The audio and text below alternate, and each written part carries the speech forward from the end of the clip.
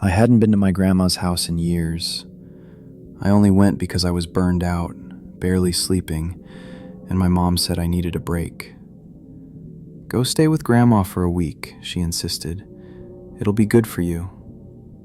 So I arrived late afternoon, suitcase in hand, phone at 20%, mentally exhausted. Grandma hugged me like she was afraid I'd disappear again. "You'll sleep upstairs," she said. "Same room as when you were little." I carried my bag up the narrow staircase, opened the door, and froze. There were 2 beds. One near the door, fresh sheets, blanket folded, pillow perfectly fluffed. The other was by the window, made tightly, too tightly. A bed that looked untouched for years. "Grandma?" I called. "Why are there 2 beds?" From downstairs she answered, "One is for you. The other one, you don't use." I laughed. "What does that mean?"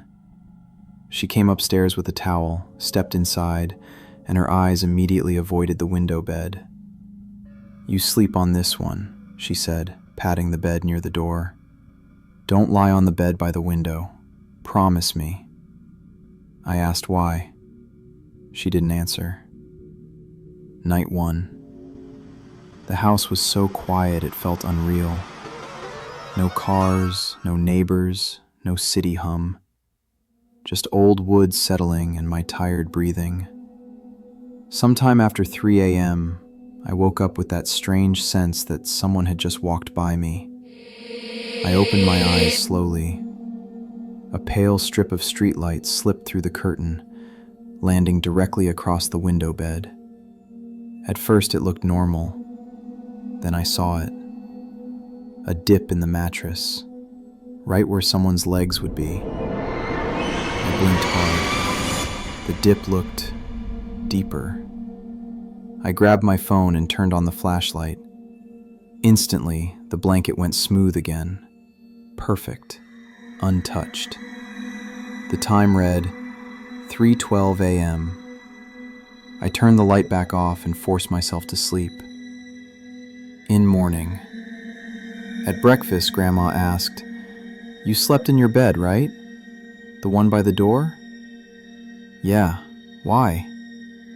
"No reason." She didn't look at me after that. Night 2.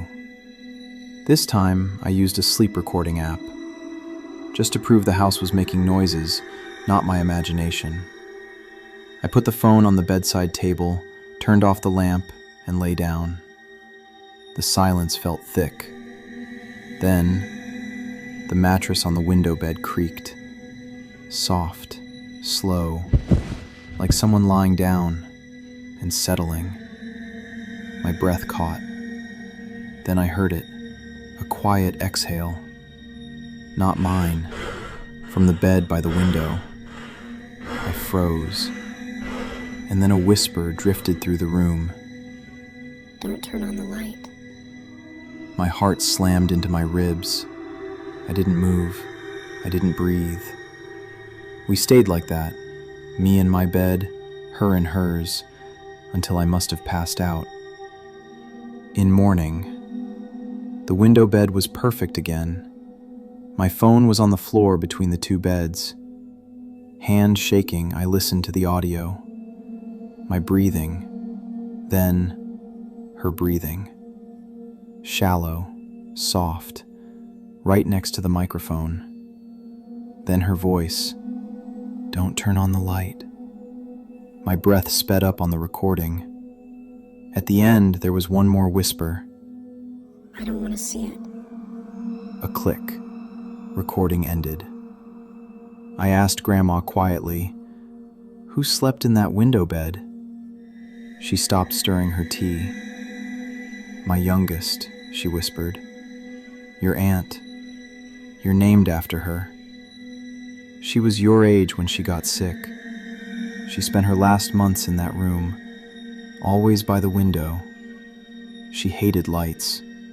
Hospitals made her cry." I swallowed hard.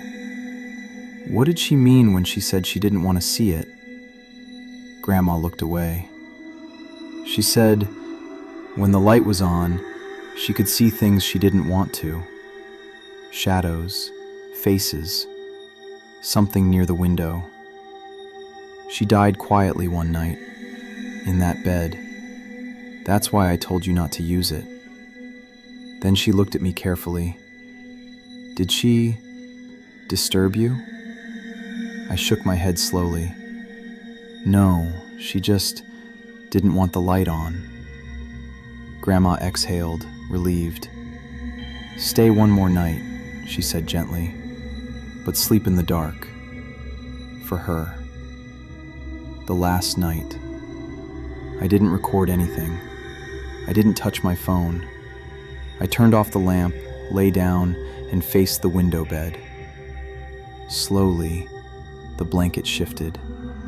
A small outline formed underneath. A shoulder, a curve of a back, breathing softly. She wasn't frightening, just there. I whispered, "It's okay.